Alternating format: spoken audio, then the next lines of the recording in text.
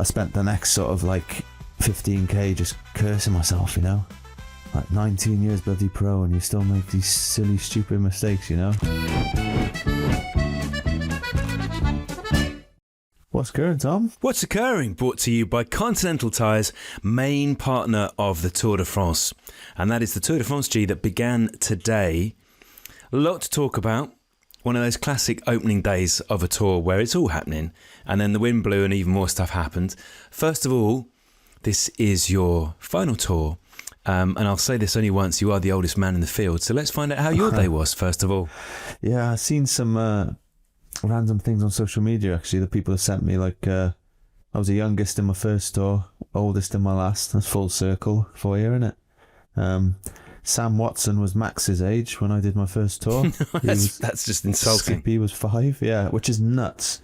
Like, Max was here today, and I thought of Sam Watson being his age when I'm riding the tour for the first time. It's just bonkers, isn't it?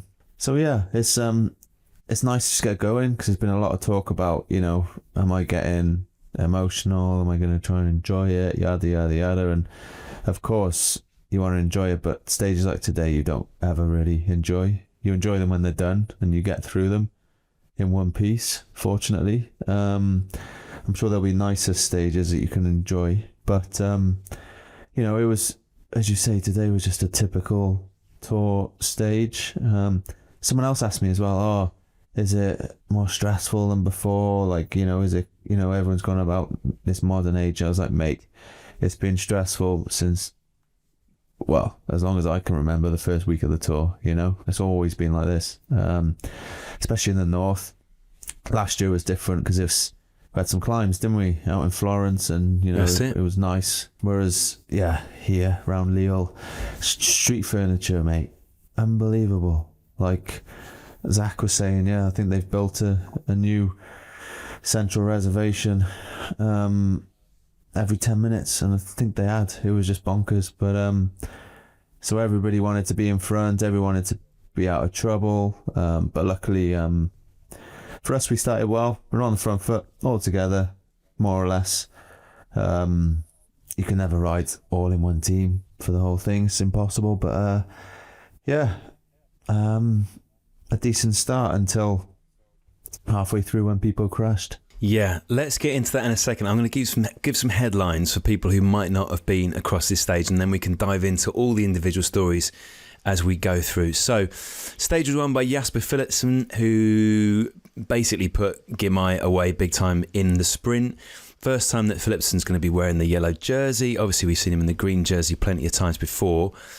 The big story, apart from Ganna, was the split in the peloton, about 17 kilometres to go, wasn't it? Yeah. The wind blew exactly as Luke predicted, and Poggi and Jonas were in the front group, and then Remco and Primož Roglič and Yuji were in the second bunch. But let's go back for now to Ganna, because it was one of those crashes. It was a classic opening day of the Tour crash. Yeah. Or so it seemed, in that it seemed relatively innocuous. Yeah. At first. Yeah, I was going to use that word, innocuous, because I was just behind it, and it was on a right-hander. It wasn't really much of a corner either, but it was just a bit of a coming together as it just happens. And I saw him on the floor, and I saw him sort of like sitting up and he's pulling a little bit of a face, but I thought, oh, he's okay, you know, we weren't going super quick. And yeah, and then just here he's taken quite a while to get back to the group, and thought that was a bit strange. And then we hear on the radio that the docs stopped him because of concussion. So obviously stopped for the right reasons. He's gone to the hospital for checks and stuff, but massive shame to lose him, because, you know, he's one of our leaders here. You know, he's you know, Carlos for GC, and he's probably our next hope for a stage win, you know, especially the TT and breakaways to come. You know, he's Pippo Ganna, you know, 5-leg Ganna. So it's a shame. But yeah, that's bike racing, isn't it? That happens, and it's super unfortunate. Obviously for us as a team as well, you know, losing on day one isn't great, especially with these stages. He's ideal for them, for us, big powerhouse. Axel also had a puncture relatively close to this section you were talking about with this the wind. Timon as well also punctured, and he was sort of like the one to sort of, you know, help keep us in position a bit earlier on. So yeah, it's kind of, it all happened today, but tomorrow's another day. Yeah, that's the classic line at the Tour, isn't it? Tomorrow is always another day. But it is such a shame for Ganna, isn't it? It's a shame for him personally because of all the training he's done. Like anyone who leaves the Tour on the first day is that sense of a mission that's left incomplete. Yeah. And you can never get it back, can you? You know, there's obviously other races in the year, but nothing is as big as the Tour. And when you think about all the sacrifices that riders like you guys make in the build-up to the Tour to try and get in shape, all the training camps, you're away from your family, the hard efforts, watching what you're eating, and there's a sense of excitement, isn't there, when you're on the start line on the first day? You think, okay, it's all been worthwhile. So to have that taken away from you on the first day is really cruel. Yeah, to leave at any point really, but it's always worse on the first day, it seems, isn't it? Well, the earlier it is, the worse. Oh, actually, no. The last day would be pretty cruel as well, wouldn't it? But to leave the Tour at any stage is bad. It's gutting. So yeah, it's a shame for him because, as you say, you know, he's been a lot of effort into it. You know, it's all the training camps, the diet, and everything. But obviously, that doesn't go out the window. That's all work in the bank, and he can use that later on. You know, obviously, Vuelta starts in Italy, so I'm sure that'll be a big focus of his now. But yeah, it's a shame. It's you know, saw him on the bus. He seemed okay. He was just down, a bit disappointed. That's life, innit? It's bike racing. Steve Peters says life's not fair. Suck it up. Get on with it. That's what we all say to our kids as well when they start whinging about something. And you've had this as well. Like 2017 was I think the only Tour you've started that you didn't finish, which is a good stat when people talk about the C word around you. It's a good one to remind them with. But when you talked to me about that race in 2017, when you'd been in yellow at the start with the prologue in Dusseldorf and then crashed out thanks to Rafael Majka on the Col de la Biche, one of the things that stuck with me is that sense of, yeah, everyone's sorry to see you go, but then the race just carries on. Yeah. And you know that your teammates are thinking about you that evening because there's a space around the dinner table and they might think about you the next morning. But then the nature of the race is that you have to focus on that day stage and everything that's coming up. And you're never forgotten, but you move on, don't you? Yeah. Yeah. And it's just like there's a spare seat in the bus for everyone to throw some stuff on it that's clogging up their space. And, you know, it's true. It's like you are missed, and you're not forgotten, but you kind of are, you know. And it's just, yeah, the Tour moves on, you know. The caravan starts again the next day, and, you know, we roll out, and you've got a race, and you've got to get on with it. And yeah, it is sad. And you know, you go home, and you know that as well. You know the guys are going to be missing you, but you also know that they've got a race. And it was the same in Swiss, really. You know, I went home after 3 days, and it's never nice. And like, you don't particularly want to watch too much of the racing either, because you just want to be there. You know, it's kind of like picking a scab that's not ready to be picked. You know, always tempting. Yeah, but hey, those facts about me though, crashing in 2017, and knowing the climb and knowing it was Majka, and that's obviously because you've been helping me write my book, and you wouldn't have known that otherwise, would you? Well, this book that's coming out this autumn for people to enjoy, that tells the story of your career from the inside. Yeah. If you hadn't just written that chapter, you wouldn't have known that, would you? Well, we've done so many books now, I might have done, to be fair. Yeah, true. But yeah, so then going on to the crunch point where it all went Pete Tong, so to speak. That was disappointing for me. I'm pretty annoyed with myself, to be honest, because you knew it was going to go, and I was maybe, from when the split actually happened, maybe 7 or 8 guys behind. It's all it takes, though, isn't it? Yeah, but going into this corner, I was like, I should move, but it's going to take a bit of an effort. And I saw 3 Trek guys in front of me. One of them was Milan, who was their sprinter. Yeah, so you're thinking they're going to look after you because they need to be in that front group. Exactly, and Quickstep were behind me, Remco was behind me, I knew Roglic was behind. I didn't know whereabouts Roglic was, but I knew Quickstep were close behind with at least sort of 3 or 4 guys. And I was like, I just got a bit too lazy, I guess. I just sat in the wheel. Complacent? Complacent maybe. I was just like, I knew it was going to happen, and I was just like, nah, just stay here, I'll save the legs here. Because then I might, you know, you always just want to save the legs, don't you? And it split, and then they kind of went to the front, and they didn't really just a bit of hesitation, a bit slow to get going. I was like, boys, like, you going to close it or what? Then the gap, then obviously the guys in front then realised, and Alpecin had quite a few numbers, I think, and whatever, and they went then, and I spent the next sort of like 15k just cursing myself, you know, like 19 years bloody pro, and you still make these silly, stupid mistakes, you know, even though when you know it's going to happen. But I was just like I'm not even supposed to be riding GC really, but it still annoys me. Oh yeah, I've still got that like, you twat. You know what I mean? It's an avoidable mistake, isn't it? Like, you know, whatever the avoidable mistake is in your life, if you do something and you realise you could have avoided it, it's annoying. If you're missing a parking space or you go to the shops and you forget something, it's more annoying if you could have done something about it. Yeah. But I got too complacent, thought those boys they'd be all over it, but yeah, it didn't quite happen like that. But there we go. As we said, there's still 20 stages to come now. But the Skippy was there. Sam Watson was there. Yeah, he finished 10th in the day, didn't he? Which is a nice touch. Yeah. So that was nice for him. If you because watching, you may not have seen this, but you probably heard it on the radio. Like the big boys in the front group before Alpecin took it on to set it up for Philipsen, they were all working. The big boys, you know, Jonas was on the front working, Poggy was on the front working, because it's not free time, but it's not far off it, is it?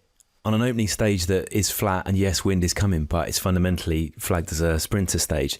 If you can take, 39 seconds in the end out of Remco and out of Roglic, that's beautiful for Jonas and Poggy, isn't it? I mean, that's just glorious. When that split happens, you go all in. Yeah, exactly. Yeah, you take it still, don't you? And I had a look at the results just now, and I think it was only them pair and Mass, like GC guys, that were up there. So that was from a GC perspective with Carlos. It's not the end of the world. It's only Mass, really. Like, well, obviously the other two. So yeah, obviously Pog and Jonas, you don't want to lose any time to them, especially on days like this. But yeah, it's not the end of the world anyway. Your chinwag with Jonas, which happened with about 45 minutes to go. The two of you naturally alongside each other. Were you in the peloton? Was that just pleasantries? Was he requesting that he came on What's Occurring on the rest day? What was going on? Yeah, he was like, I need to come on again. Yeah, he misses it. He loves to come on the pod. What did he said something to me? What did he say now? Something like, oh yeah, do you miss it? Happy to be back, or something like that. And I was like, mate, I should have stopped last year. It was that stressful and that. Yeah, that was. I think that's the chat we had. But it's one of them. It's kind of weird because it's so stressful and stuff at times. But then it ends up, you have a bit of a time like that one is across the road, and it's kind of funny because I said to Luke in the preview pod, like, oh yeah, we're not going to be lining up with the other teams doing that this year. We'll be sat back a bit, trying to do it a bit different. But it was just so chaotic, and it was hard to like for Carlos to stay with us. So you know, we just like, oh, let's just line up with the boys there, and then it's easier for him to stay in position then, and it gets a lot easier ride. It's a lot less stress on him, and it makes quite a big difference in the end. So we committed to that, and then it's kind of the boys in front are riding like threshold, you know, they're going quite hard, and then the guys behind, like me and Jonas, then have a little chat, which is kind of, you know, weird really. But and everyone says the same thing. It's like, oh, this is crazy, isn't it? It's just like, yeah, and we're all doing it. Like, we're all like, is that crazy? Stop. Yeah, so if we all just like, right boys, let's just chill a bit. But yeah, that's just bike racing, isn't it? And it's always been like that. But yes, did you see the crash at this Benjamin Thomas who was in the break? Oh, this is insane. Right, describe to people who might not have seen. This was definitely the most ridiculous crash of the day. Yeah, so it was up Castle. We do it in Ghent Wevelgem. Skippy just went up it in Dunkirk as well. It's basically a climb in Ghent Wevelgem. It's cobbled. It's only about, I don't know, just under 2k long. And there's obviously King of the Mountains at the top. They're going for the points for the polka dot jersey.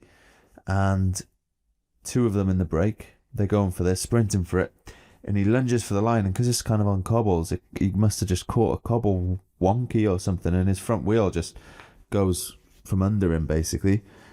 He decks it pretty hard and he wipes out. Was it a Total Energy guy? I don't know who the other guy was now, but he basically wipes out his breakaway companion as well. And oh yeah, it looked heavy as well. Like they both hit the ground pretty hard there on cobbles as well. And they're not expecting it, are they? It's one of those ones where you're down before you can do anything. Yeah, and but yeah, it was such a weird you know, like two guys just going for King of Mountains points and then both on the floor. So we passed him actually. I think he was Total, the other guy. I remember thinking, like, what's happened to him? I was like, oh, he must have like had a puncture or mechanical or something. That sucks. But yeah, I was one of the boys showed me that on social media because I try and stay off it now as well, don't I? So that's one of those crashes where once your wheel has been taken out by by the man alongside you, you'd just be like, mate, like, what have you just done? What are you doing? What is that all about? Just ridiculous behaviour. yeah, but poor sods. Like, obviously, just a bit bad luck in it. But you know, when it's on TV as well, and the biggest bike race in the world, goes everywhere. Goes everywhere. Let's talk about stuff that went well. So, amid all the chaos and the splits and everything else, Alpecin did a really good job, didn't they?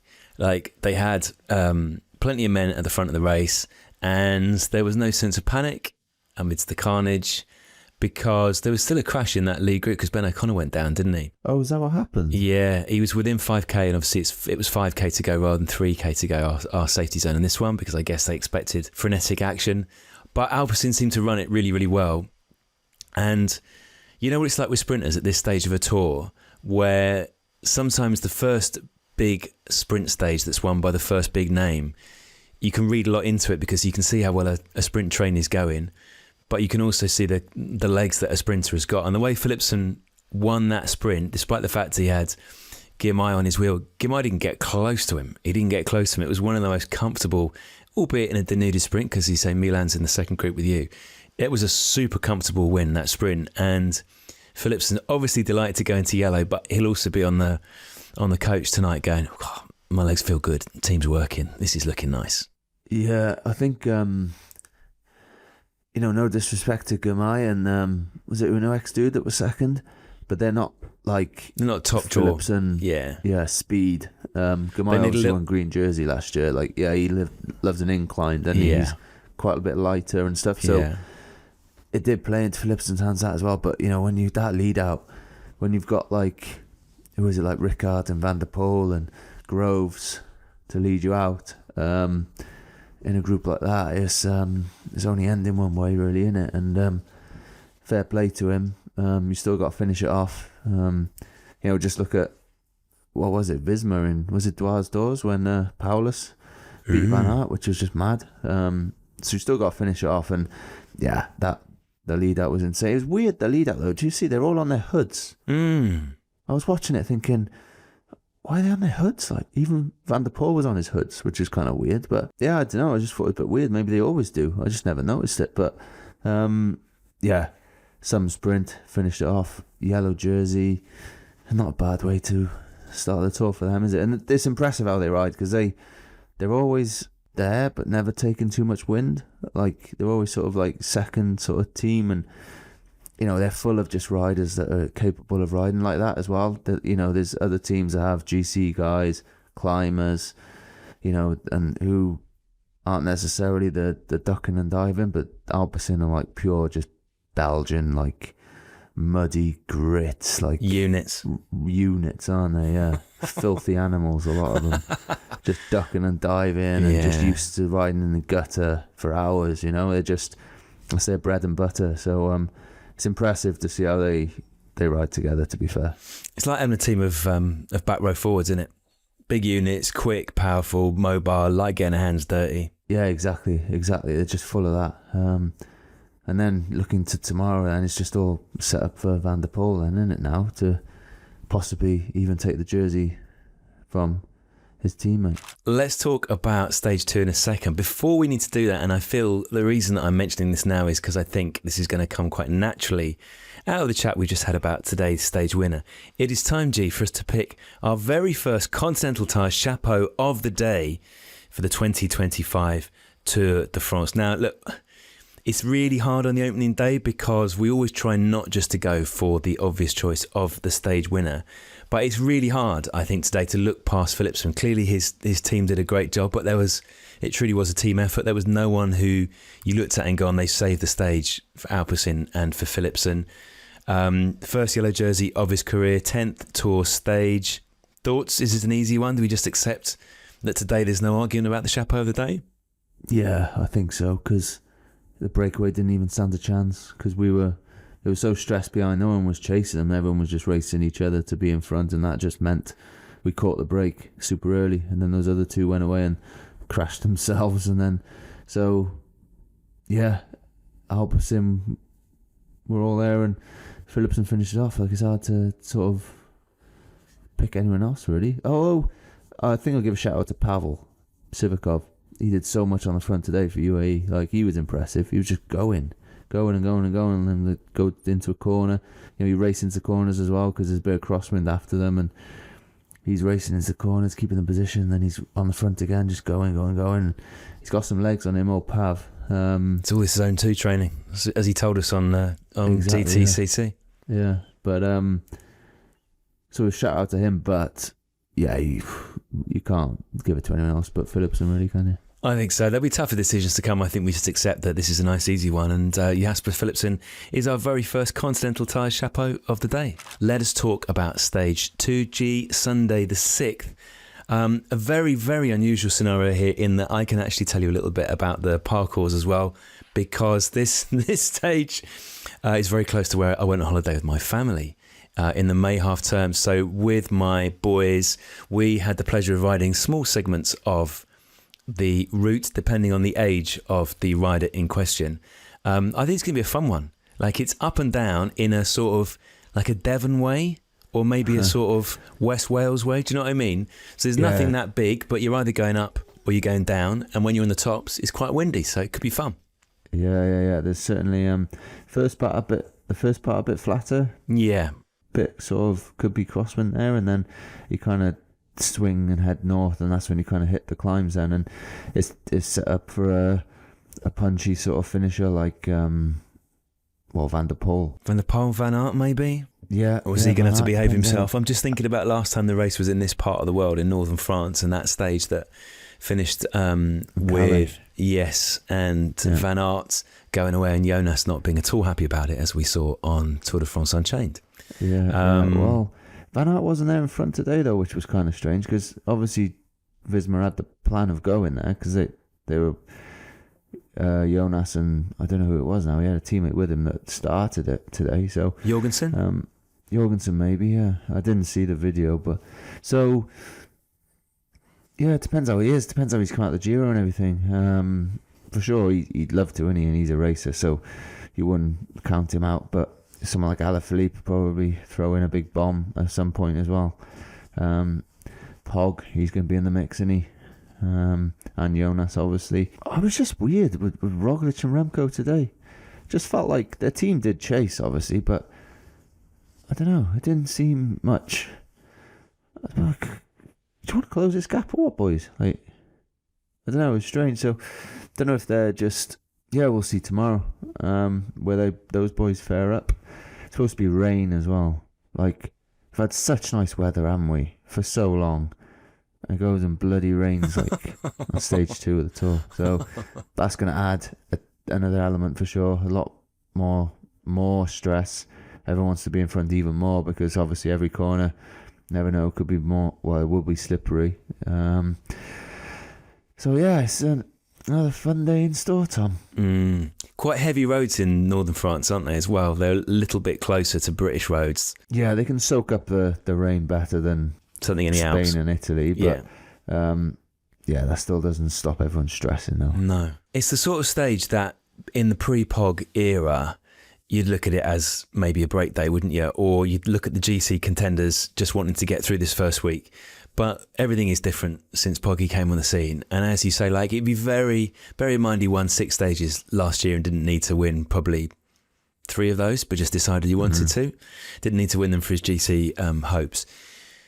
He definitely wouldn't put money against him having a little pop and just putting himself on the table and go, there you go, boys. That's how good I'm feeling. That's how my legs are. Have a bit of that. Yeah, I think if he's in with a shout, he'll definitely want to win.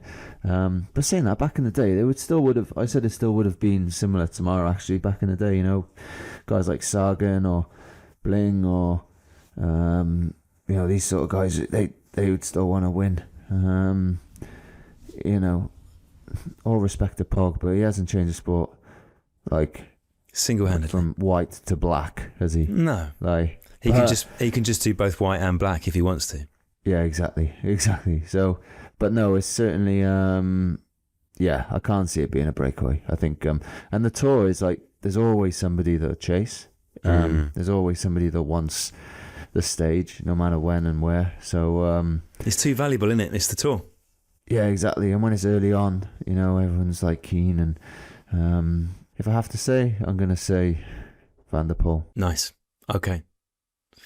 Right. Listen, lovely talking to you. I still find it, even though we've done heaps of these pods from massage tables at the Tour, I still find it amazing that, you know, we get your insights from the race pretty much as soon as you finished, depending on how long the transfer is. So enjoy tomorrow. It's you and Luke on Sunday night, isn't it? I think Luke's was Swifty, actually. Oh, okay, because you got a long transfer, haven't you? Okay. So that will make up for Swifty in some very, very, very small way for not getting picked for the Tour team, that he gets to talk about it with Luke for what's occurring. So enjoy tomorrow. We'll catch up later in the week. And we'll have more fun and games then. Yes, we'll do. And for just for the record, I feel bad, but Swifty was actually selected, but then he crashed in Nationals, fractured his shoulder blade, was still going to start, but then he got sick. So that's a heartbreak for Swifty, isn't it? Yeah, but as you say, at least he's got the pod with Luke. So yeah, and I'm not sure I'll enjoy it, Tom, but I'll enjoy the aftermath. That's what it's all about. It's all about the delayed gratification, isn't it? Exactly. Nice. All right then. Ciao for now. See you then. Ta-da.